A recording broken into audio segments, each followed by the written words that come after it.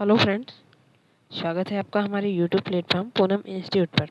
तो फ्रेंड्स, आज हम पढ़ने वाले हैं सीटेट सितंबर 2026 में साइंस का हमारा जो प्रैक्टिस सेट रहेगा, आज का छठा प्रैक्टिस सेट रहेगा, जिसमें हम अपने टॉप एमसीक्यूज़ प्लस पीवाईक्यूज़ को देख रहे होंगे। क्योंकि पिछले प्रैक्टिस सेट में भी हम अपने एमसीक्यूज़ और पीवाईक्यूज़ को कंबाइन करके देखते हुए आ रहे हैं, तो अभी हम उसी प्रोसेस में चलेंगे।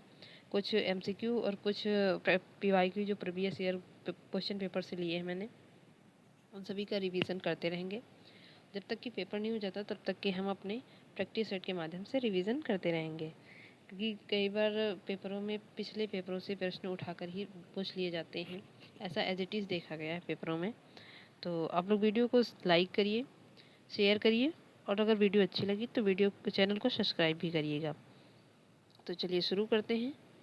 और जितने भी आप के दोस्त हैं जो साइंस से सीटेट दे रहे हैं, साइंस जिनकी सब्जेक्ट है, तो उन सभी के पास ये वीडियो शेयर भी करिएगा और उनसे बताइएगा कि चैनल को सब्सक्राइब भी कर लें।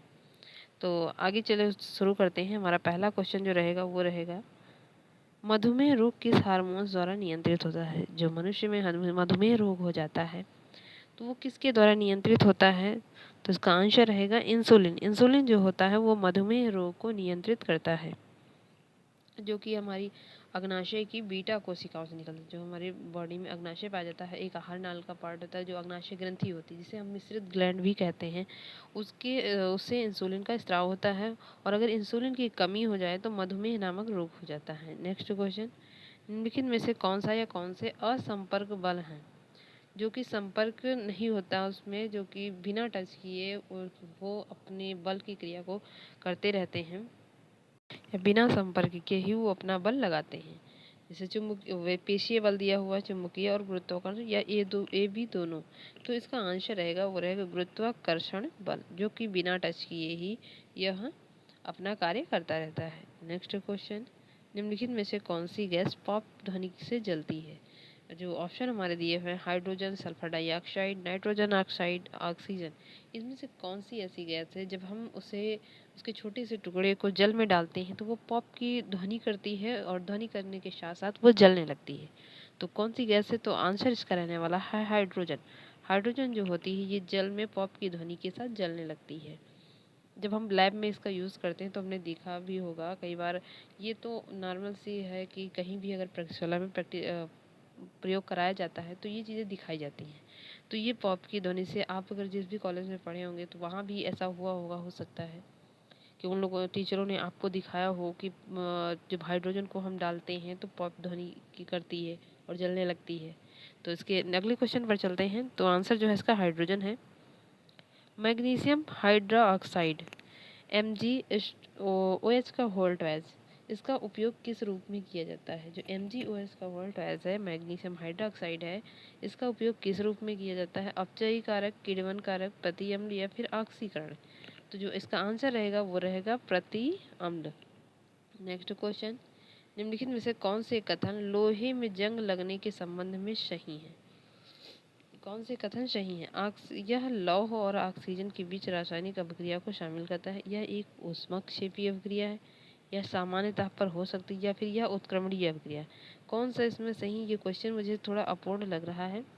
यहाँ पर ये होगा कि कौन सा ऑप्शन इसमें गलत है, जो कि सही नहीं है लोहे में जंग लगने के संबंध में। तो यहाँ सही के बाद नहीं आप लोग जोड़ लीजिएगा कि ये, क्योंकि निगेटिव इसमें पूछा। इसमें 3 ऑप्शन जो हमारे हैं, एक लोहे और ऑक्सीजन के बीच रासायनिक अभिक्रिया को शामिल करना, ये भी सही है। यह एक ऊष्मक्षेपी अभिक्रिया है, यह सामान्य ताप पर हो सकती है। ये तीनों जो रिएक्शन वो सही है। अगर इसमें कोई गलत है तो ये है कि यह उत्क्रमणीय अभिक्रिया नहीं है। तो इसमें नहीं पूछा जाएगा। तो इसका आंसर इस अकॉर्डिंग से लास्ट वाला रहने वाला है, नहीं के अकॉर्डिंग से, कि यह एक उत्क्रमणीय अभिक्रिया नहीं है। नेक्स्ट क्वेश्चन, माइटोकॉन्ड्रिया एटीपी का निर्माण करते हैं, तो राइबोसोम किसका निर्माण करता है? क्वेश्चन पूछ रहा है माइटोकॉन्ड्रिया एटीपी, मतलब माइटोकॉन्ड्रिया के अंदर एटीपी का निर्माण होता है। तो राइबोसोम में किसका निर्माण होता है? वसा, प्रोटीन, विटामिन, कार्बोहाइड्रेट? तो आंसर रहेगा प्रोटीन। राइबोसोम में प्रोटीन का निर्माण होता है। नेक्स्ट क्वेश्चन, ईस्ट में अलैंगिक जनन किस प्रक्रिया द्वारा होता है? जो ईस्ट हमारा होता है उसके अंदर अलैंगिक जनन किस प्रक्रिया द्वारा है? जो हमारे जनन होते हैं वो 2 प्रकार के होते हैं, एक लैंगिक होता है, एक अलैंगिक होता है। तो लैंगिक में ये होता है कि 2 पर्टिकुलर व्यक्ति होते हैं, एक नर होता है, एक मादा होती है, दोनों मिल करके युग्मनस को बनाते हैं, युग्मनस से भ्रूण बनता है। ये सब क्रियाएं उसमें चलती हैं। लेकिन जब अलैंगिक जनन की बात करते हैं तो उसमें केवल एक पर्टिकुलर जीव ही दो नई संततियों का निर्माण कर लेता है। तो जो ईस्ट हमारा होता है वो अलैंगिक जनन की किस विधि द्वारा, तो इसका आंसर रहने वाला है मुकुलन। मुकुलन के द्वारा यह नए जीवों की उत्पत्ति करता है। नेक्स्ट क्वेश्चन, ईस्ट का उपयोग किसके उत्पादन में किया जाता है? जो ईस्ट हमारा होता है किस पदार्थ को बनाने के लिए इसका प्रयोग किया जाता है? दही, चीनी, साधारण नमक, एल्कोहल। तो आंसर जो रहेगा वो रहेगा एल्कोहल। नेक्स्ट क्वेश्चन, निम्नलिखित में से किसका उपयोग एक परिरक्षक के रूप में किया जाता है? परिरक्षक मतलब किसी भी चीज़ की सुरक्षा करने के लिए कौन से ऐसे पदार्थ का प्रयोग किया जाता है? तो आंसर जो हमारा रहेगा सोडियम बेंजोइड। आंसर इसका सोडियम बेंजोइड रहेगा। नेक्स्ट क्वेश्चन, चेचक के टीके का आविष्कार किसके द्वारा किया गया? जो चेचक का टीका लगता है उसका आविष्कार किसने किया? रॉबर्ट कोच ने, एडवर्ड जेनर ने, अलेक्जेंडर फ्लेमिंग ने या रोनाल्डो रॉश ने? तो किसने किया? तो इसका आंसर आप लोग बताएं, किसने किया? तो इसका जो आंसर रहने वाला है वो है एडवर्ड जेनर। एडवर्ड जेनर ने चेचक के टीके की खोज की। नेक्स्ट क्वेश्चन, विश्व भर में लोगों द्वारा योग किया जाता है, क्या कारण है? योग से क्या होता है? तो क्यों किया जाता है योग?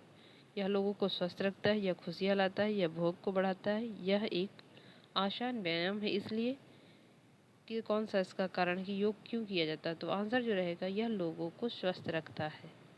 नेक्स्ट क्वेश्चन, ऊर्जा का एसआई मात्रक है, जो ऊर्जा होती है ऊर्जा का एसआई मात्रक क्या है? किलोमीटर, जूल, न्यूटन, कैंडला, क्या है? तो इसका आंसर रहेगा जूल। ऊर्जा का एसआई मात्रक जूल है। नेक्स्ट क्वेश्चन, विटामिन ए की कमी से होने वाले रोग। ये जो विटामिन ए की कमी से होने वाले रोग हैं या विटामिन के रासायनिक नाम हैं या फिर कार्बोहाइड्रेट, वसा, प्रोटीन, इन सभी के बारे में मैंने अपनी ही चैनल पे शॉर्ट वीडियो में बहुत बेहतरीन तरीके से नोट्स करवा रखे हैं। आप लोग वहाँ से जाकर पढ़ें, बहुत कम टाइम में आप लोग उसे कवर कर पाएंगे, तो वहाँ से जाकर कर लीजिएगा, क्योंकि छोटी छोटी सी चीज़ें हैं, क्वेश्चन इन्हीं चीज़ों से पूछ लिया जाता है। तो इसका आंसर रहेगा विटामिन ए की कमी से रतौंधी नामक रोग हो जाती है। नेक्स्ट क्वेश्चन, दूध में निम्नलिखित में से कौन सा पोषक तत्व होता है? जो दूध होता है दूध में कौन कौन से पोषक तत्व होते हैं? तो आंसर रहेगा प्रोटीन, कैल्शियम, विटामिन डी। ये दूध में पाए जाने वाले पोषक तत्व हैं। यहाँ से हमारे क्वेश्चन एंड होते हैं। आप लोग को वीडियो कैसी लगी? अगर अच्छी लगी हो तो कमेंट में बताएं, और अगर वीडियो अच्छी लगी तो वीडियो को लाइक करो, चैनल को सब्सक्राइब करो, और अपने दोस्तों से भी करवाओ। बाकी थैंक यू फ्रेंड्स।